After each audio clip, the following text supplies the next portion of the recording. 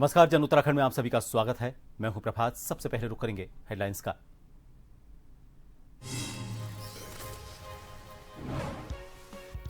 CM Dhami ने 4 दिवसीय टिहरी झील महोत्सव का किया शुभारंभ। बोले, देश विदेश के पर्यटकों के लिए आकर्षण का केंद्र बन रही झील, कई प्रतियोगिताएं की जाएंगी आयोजित।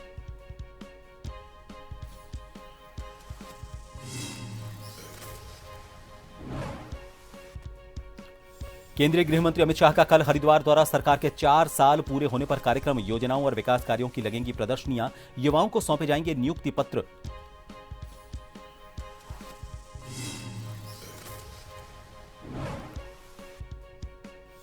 मुख्यमंत्री पोर्टल पर शिकायतों के बाद हरकत में आया प्रशासन। निरीक्षण के दौरान गोदाम में बच्चों से काम कराने का मामला आया सामने। मामले की जांच के लिए टीम गठित।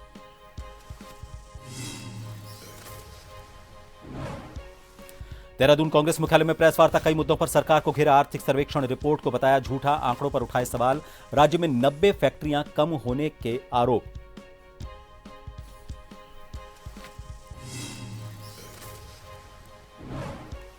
और 4 धाम यात्रा के लिए ऑनलाइन रजिस्ट्रेशन शुरू। व्हाट्सएप से कर सकते हैं आवेदन।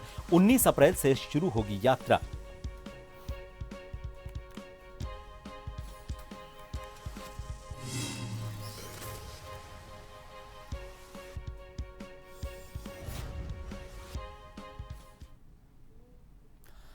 टिहरी में लेक फेस्टिवल हिमालयन O2 2026 कार्यक्रम की शुरुआत हुई। कार्यक्रम में सीएम पुष्कर सिंह धामी पहुंचे। इस दौरान सीएम धामी ने कहा कि उत्तराखंड साहसिक, आध्यात्मिक और वेलनेस टूरिज्म में नंबर 1 बन रहा है। टिहरी झील देश विदेश के पर्यटकों के लिए आकर्षण का प्रमुख केंद्र बन रही है।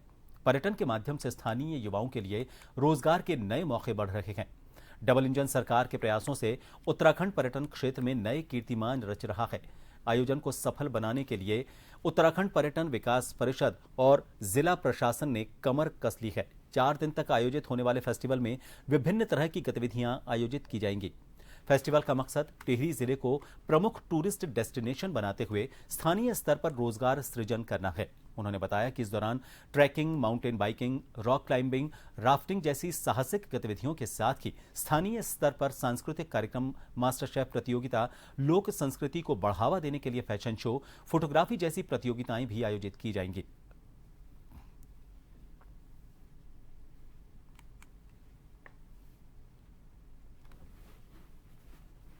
सदियों से यहाँ प्राकृतिक सौंदर्य है, आध्यात्मिकता है और लोक संस्कृति का अद्भुत संगम ये देवभूमि उत्तराखंड रही है। आज उसी परंपरा को आगे बढ़ाते हुए टिहरी झील के किनारे आयोजित होने वाला ये महोत्सव पर्यटन के क्षेत्र में, खेल के क्षेत्र में, संस्कृति के क्षेत्र में हमारे नौजवान युवाओं को, सभी को, देश विदेश के लोगों को भी एक मंच पर लाने का प्रयास किया है। हिमालय की गोद में बसी टिहरी झील प्राकृतिक सौंदर्य व का एक अद्भुत उदाहरण होने के साथ साथ आज साहसिक खेलों के आयोजन स्थल के रूप में भी आज केवल उत्तराखंड नहीं, देश ही नहीं बल्कि विश्व में एक प्रमुख स्थल के रूप में आज इसकी पहचान हो गई है। उत्तराखंड सरकार अपने 4 साल पूरे होने से पहले हरिद्वार में एक बड़ा कार्यक्रम आयोजित करने जा रही है। कार्यक्रम में देश के गृह एवं सहकारिता मंत्री अमित शाह मुख्य अतिथि के रूप में शामिल होंगे और बड़ी जनसभा को संबोधित करेंगे। शिक्षा एवं स्वास्थ्य मंत्री धन सिंह रावत ने बताया कि कार्यक्रम में विभिन्न विभागों की प्रदर्शनियां भी लगाई जाएंगी। उन्होंने कहा कि अब तक सरकार करीब 28,000 लोगों को रोजगार दे चुकी है और इस कार्यक्रम में भी युवाओं को नियुक्ति पत्र वितरित किए जाएंगे। उन्होंने कहा कि 23 मार्च को सरकार के 4 साल पूरे होने जा रहे हैं और उससे पहले हरिद्वार में यह कार्यक्रम सरकार की उपलब्धियों को जनता तक पहुंचाने का बड़ा मंच होगा।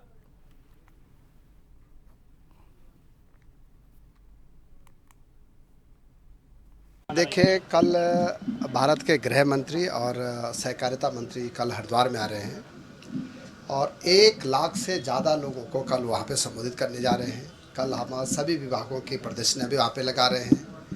कल अभी तक हमारी सरकार 28,000 लोगों को नौकरी दे चुकी है। कल कुछ नियुक्ति पत्र उनके हाथों से बांटे जाएंगे और एक बड़ा ऐतिहासिक कार्यक्रम कल सरकार का होने जा रहा है। और हमारी सरकार को 23 मार्च को 4 साल होने जा रहे हैं, उसकी पहले एक बहुत बड़ा इवेंट कल हम लोगों का हरिद्वार में होने जा रहा है और उसकी बहुत व्यापक रूप से तैयारियां भी चल रही हैं। और मैं कह सकता हूं कि भारतीय जनता पार्टी ने इन 4 वर्षों में, चाहे रोज़गार के क्षेत्र में हो, चाहे स्वरोजगार के क्षेत्र में हो, चाहे हर दृष्टि से उत्तराखंड आज एक पूरे देश का टॉप 5 राज्यों में से हमारा जो है अब राज्य भी शामिल हो चुका है।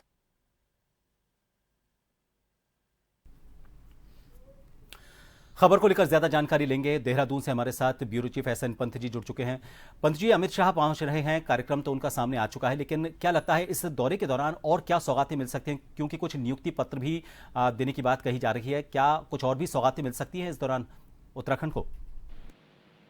बिल्कुल प्रभात जी, आपको बताना चाहूंगा, जिस तरीके से केंद्रीय गृह मंत्री का उत्तराखंड दौरा और वो भी राज्य सरकार के 4 साल के कार्यकाल पूरा होने पर जिस तरीके से एक पखवाड़े के रूप में तमाम जलसे कार्यक्रम आयोजित किए गए हैं, जिसमें शुरुआत हरिद्वार से हो रही है और केंद्रीय गृह मंत्री का इस कार्यक्रम में बतौर मुख्य अतिथि शिरकत करना, इस दरमियान सरकारी सेवाओं में रोजगार पाने वाले अभ्यर्थियों को नियुक्ति पत्र बांटे जाना, जो अपने में ये संकेत देता है कि राज्य सरकार ने पिछले 4 सालों में तकरीबन 20,000 से ज्यादा बेरोजगार प्रशिक्षित युवक युवतियों को रोजगार देने का काम किया है, जिसका एक अच्छा संदेश और बड़ा संदेश देने का प्रयास किया जाएगा।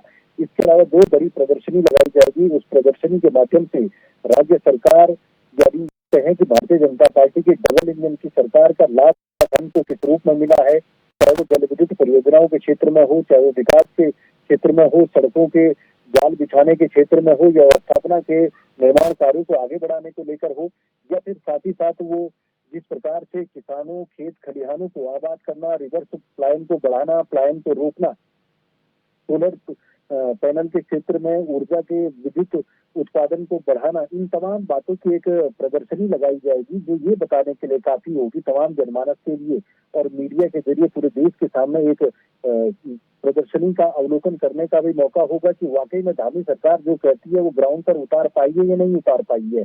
अगर वाकई में उतार पाई है तो 4 साल के कार्यकाल में बेहतरीन प्लानिंग राज्य सरकार ने दिखाई है और जिसका नतीजा ये रहा है कि उसको तमाम जो भारत सरकार की सर्वेक्षण की टीमें जो सर्वे तैयार करती है, जो रिपोर्ट तैयार करती है, उसमें धामी को बतौर मुख्यमंत्री के रूप में अच्छा कार्यकुशलता के तौर पर पूरे अंक दिए गए हैं। इसके अलावा जो अच्छे प्रशासनिक गतिविधियां उत्तराखंड में संचालित हुई है, अच्छा वातावरण रहा है, उसके अंकों का पायदान भी धामी का बड़ा है। तो कुल मिलाकर के केंद्रीय गृह मंत्री के सामने एक तो इस तरीके का कार्यक्रम 4 साल के जलसे के स्वरूप में उसकी शुरुआत करना और दूसरा संगठन के लिए आज से प्रभात जी ये शब्द मैं जरूर जोड़ रहा हूँ क्योंकि चुनाव के मुहाने पर सरकार खड़ी है, पार्टी खड़ी है, चुनावी वर्ष में जाने वाली है।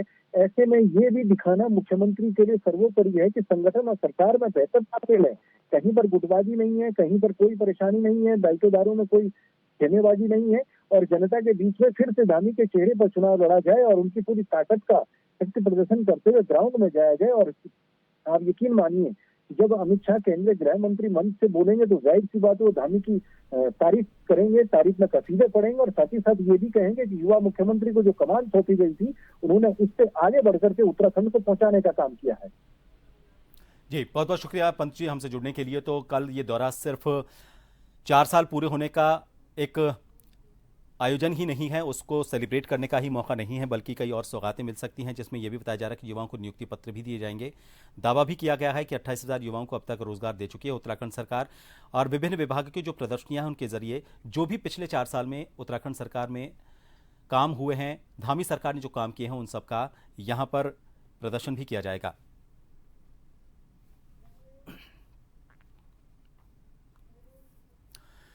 तो शाह का प्रस्तावित दौरा है, प्रशासन सतर्क हो गया है। 7 मार्च को अमित शाह का यह हरिद्वार का दौरा प्रस्तावित है। गृहमंत्री के दौरे के मद्देनजर पुलिस प्रशासन पूरी तरह से सतर्क है। उत्तराखंड के प्रवेश द्वार नारसन चेकपोस्ट और नारसन चौकी पर सघन चेकिंग अभियान चलाया जा रहा है। देर रात से ही वाहनों की सघन चेकिंग की जा रही है। आज जुमे की नमाज के चलते भी मंगलौर में हर मस्जिद पर पुलिसकर्मी तैनात किए गए।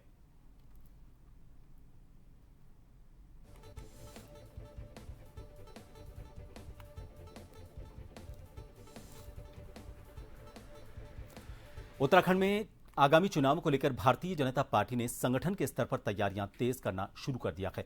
पार्टी नेतृत्व का कहना है कि सरकार की योजनाओं और उपलब्धियों को ज्यादा से ज्यादा लोगों तक पहुंचाने के लिए बूथ स्तर से लेकर बड़े कार्यक्रमों तक अभियान चलाए जाएंगे। विशेष रूप से महिलाओं, युवाओं, किसानों और गरीब कल्याण से जुड़ी योजनाओं के लाभार्थियों तक पहुंच बनाना पार्टी की प्राथमिकता रहेगी, ताकि सरकार के कामकाज की जानकारी सीधे मतदाताओं तक पहुंच सके।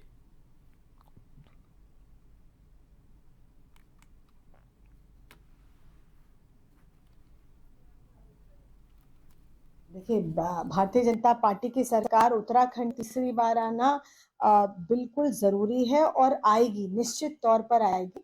और उसमें बहुत बड़ा योगदान जो है हमारी महिलाओं का होगा, हमारे युवाओं का होगा, हमारे किसानों का होगा, हमारी गरीब कल्याण की योजनाओं का होगा। तो आप वो देखेंगे कि ये सारी लोग, ये फैक्टर्स जो हैं, ये भारतीय जनता पार्टी के साथ है, क्योंकि उन्हें भारतीय जनता पार्टी पर भरोसा है। देहरादून में कांग्रेस मुख्यालय पर आयोजित प्रेस वार्ता में राष्ट्रीय सचिव और विधायक काजी निजामुद्दीन ने राज्य सरकार को कई मुद्दों पर घेरा। उन्होंने आर्थिक सर्वेक्षण रिपोर्ट को भ्रामक बताया और यह कहा कि राज्य में अंडर एम्प्लॉयमेंट बढ़ रहा है और करीब 1700 सरकारी स्कूल बंद हो चुके हैं।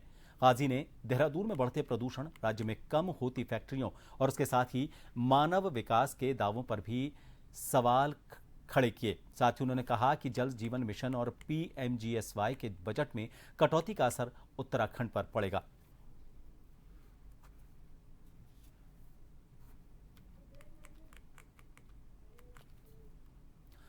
एक ब्रेक के लिए यहां रुकेंगे, बने रहिए जन टीवी पर।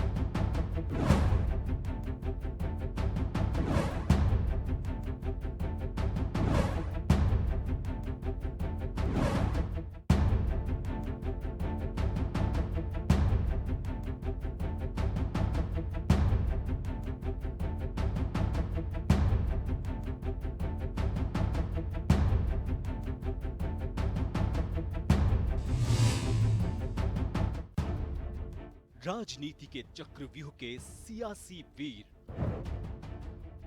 अपराध के अंधेरे की स्याह तस्वीर, मैदान में पसीना बहाते खेल के सितारे,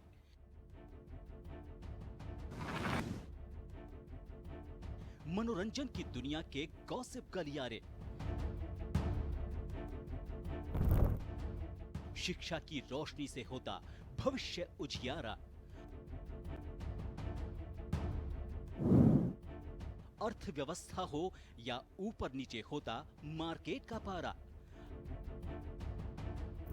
हर हलचल पर नजर रखते हमारे खबरों के जांबाज। हम हैं जन टीवी, जन जन की आवाज।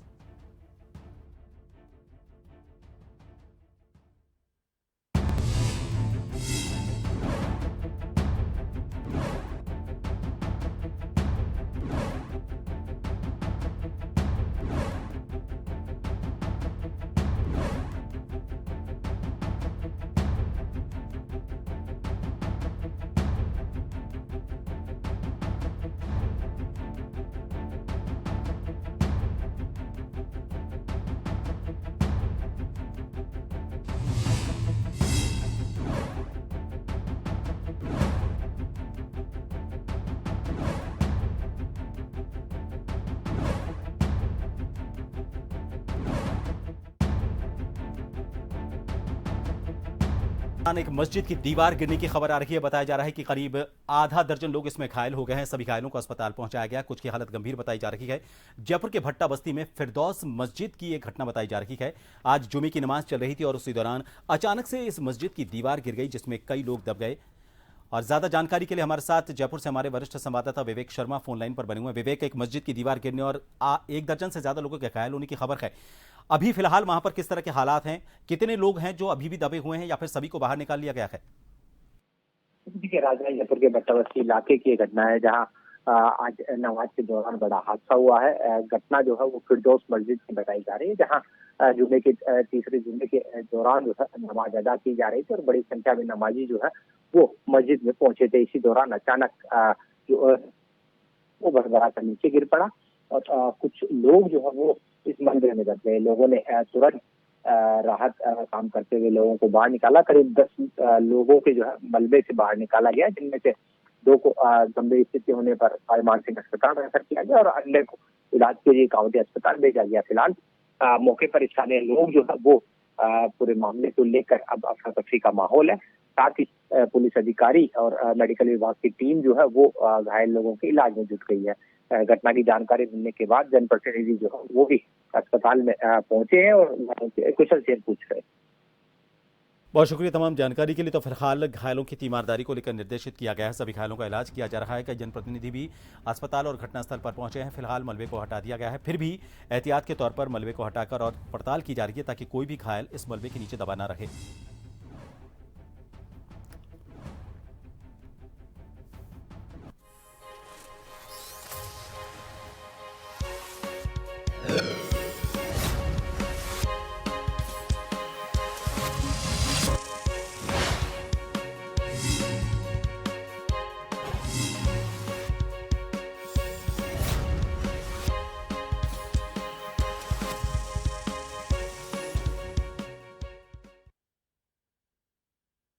उत्तराखंड के मुख्य सचिव आनंद वर्धन की अध्यक्षता में spring and river rejuvenation authority यानी कि SARA की उच्चाधिकार प्राप्त समिति की बैठक आयोजित की गई। इस बैठक में विश्व बैंक पोषित जलागम विकास, जल निकायों के पुनर्जीवन, वृक्षारोपण, पारंपरिक नौलों धारों के संरक्षण और पर्यावरण संरक्षण से जुड़े विभिन्न परियोजनाओं की प्रगति और भविष्य की कार्य योजना पर विस्तार से चर्चा की गई। बैठक में देहरादून की सौंग नदी और उत्तरकाशी की कमल नदी से संबंधित 2 महत्वपूर्ण परियोजनाओं पर विस्तृत चर्चा की गई। इसके अलावा 23 अप्रैल 2025 को आयोजित सारा की पिछली बैठक में दिए गए निर्देशों की अनुपालन की समीक्षा भी की गई।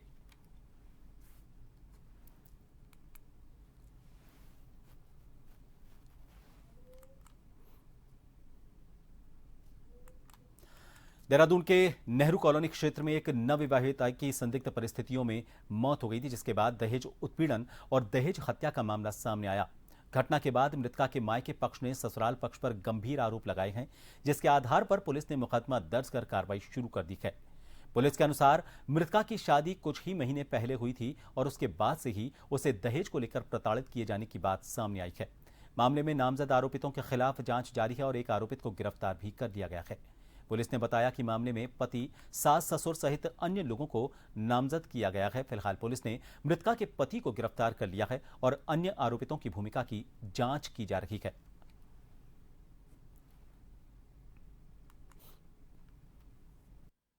देखिए, ये मामला थाना नेहरू कॉलोनी का है। इसमें कल सलमान आसिफ हैं, उनके द्वारा FIR लिखवाई गई है। उनके द्वारा बताया गया कि उनकी सिस्टर है कहकशा आलम, जो कि 25 वर्ष की थी और पिछले नवंबर में ही उनकी शादी हुई थी और शादी के उपरांत ही उनके जो ससुरालिए थे, उनके पति और बाकी और जो उनके ससुराल वाले थे, कम दहेज लाने के लिए उनको प्रताड़ित करते थे, उनके साथ मारपीट वगैरह करते थे। उनकी तहरीर के आधार पर हमारे द्वारा इसमें अभियोग पंजीकृत कर लिया गया था।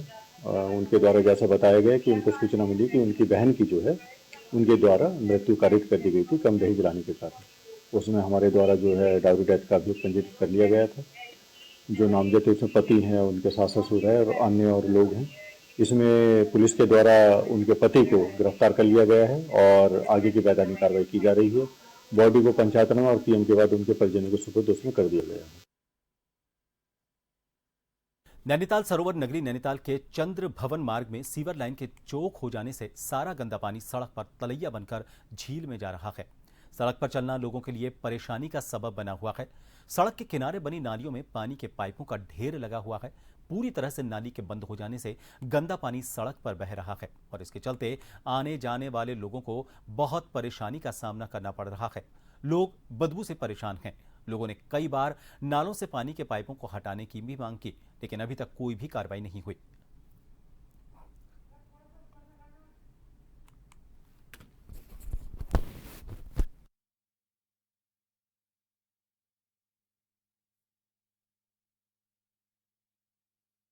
चक्राता क्षेत्र के सीमावर्ती क्षेत्र देवती गांव के पास जंगल में लगी भीषण आग बगीचों तक पहुंच गई है। आग की चपेट में आने से 8 किसानों के सेब के बगीचे पूरी तरह से जलकर राख हो गए। बताया जा रहा है कि आग में करीब 400 फलदार पेड़ और पौधे जल गए हैं, जिससे किसानों को भारी आर्थिक नुकसान हुआ है। घटना के बाद वन विभाग की टीम और ग्रामीणों ने संयुक्त रूप से कड़ी मशक्कत कर किसी तरह आग पर काबू पाया। ग्रामीणों के अनुसार देवती गांव के चारों ओर चीड़, कैल और देवदार के घने जंगल हैं। चीड़ के जंगल से फैली आग तेजी से बगीचों तक पहुंच गई और देखते ही देखते कई किसानों के बगीचे जल गए। आग से बगीचों में लगे करीब 400 फलदार पेड़ जलकर राख हो गए। घटना से प्रभावित किसानों ने प्रशासन से नुकसान का सर्वे कर मुआवजा देने की मांग की है।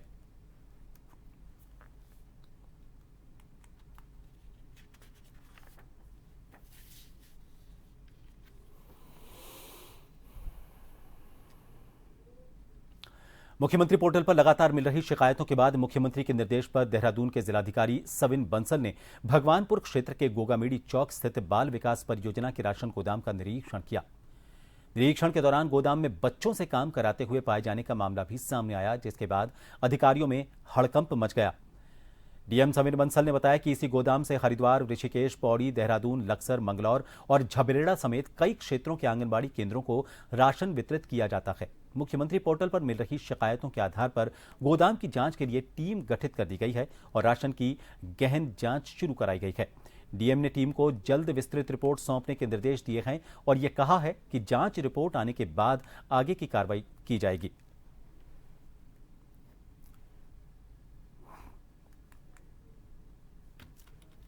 देहरादून जनपद में प्रत्येक ब्लॉक में सैकड़ों आंगनबाड़ी केंद्र हैं, जहाँ पे हमारे छोटे बच्चे, इन्फेंट्स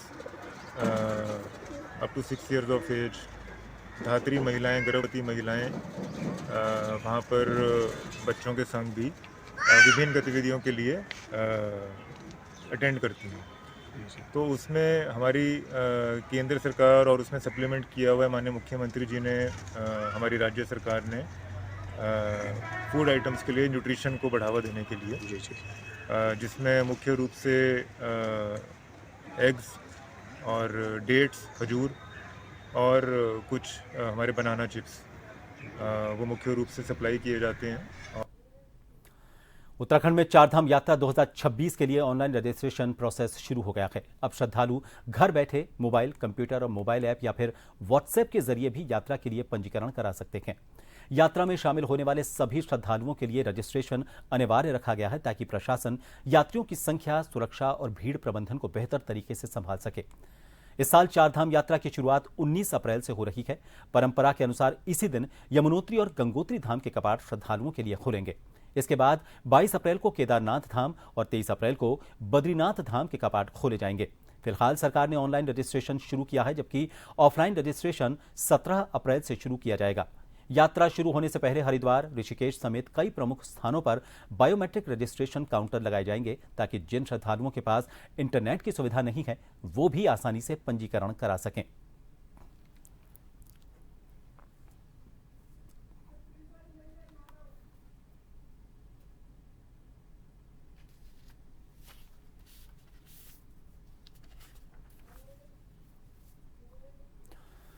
अंतर्राष्ट्रीय महिला दिवस के मौके पर उत्तराखंड में महिला आयोग की तरफ से महिला जनसुनवाई कार्यक्रम चलाया जाएगा। उत्तराखंड राज्य महिला आयोग 9 से 13 मार्च तक प्रदेश के सभी 13 जिलों में महिला जनसुनवाई अभियान चलाएगा। यह कार्यक्रम राष्ट्रीय महिला आयोग के महिला आयोग आपके द्वार अभियान के तहत होगा।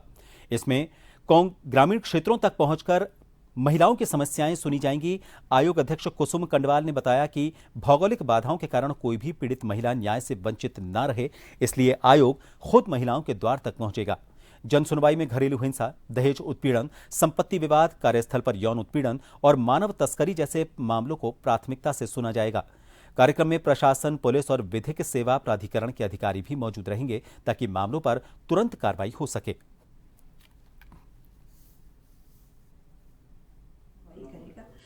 उत्तराखंड राज्य महिला आयोग 9 मार्च से लेकर 13 मार्च तक प्रत्येक जनपद में जन सुनवाई करेगा।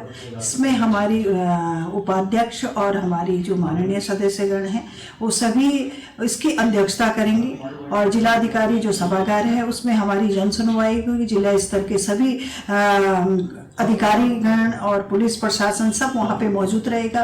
प्रत्येक मैं महिला से कहना चाहती हूँ कि किसी भी तरह से कोई महिला अगर प्रताड़ित है, किसी तरह से कोई उसकी समस्या है तो उसका समाधान करने का हम प्रयास करेंगे। आप पहुँचें और जो पहले से हमारे पास जो केसेस हैं उनको भी, उनकी सुनवाई भी हम वहाँ पे करेंगे। और आप सबसे मेरा पुनः ये निवेदन है कि आप आएँ, अपनी समस्या को रखें। उत्तराखंड राज्य महिला आयोग आपके द्वार पहुंच रहा है आपके समस्या का समाधान करने के लिए। और उत्तराखंड सरकार और महिला आयोग महिला सुरक्षा को लेकर बहुत ही संवेदनशील है। इसलिए आप सबसे मैं कहना चाहूँगी कि 9 तारीख से लेकर और 13 तारीख तक जो महिला आयोग के द्वारा जो जन सुनवाई की जाएगी उसमें आप आइए। आपके आसपास कहीं भी किसी तरह से कोई महिला पीड़ित है तो आप उसे महिला आयोग तक पहुंचाने के काम करें। जिला अधिकारी सभागार में आप अपने जनपद के पहुंचे। इन सभी खबरों के साथ फिलहाल के लिए इस बुलेटिन में इतना ही। दीजिए इजाजत। नमस्कार।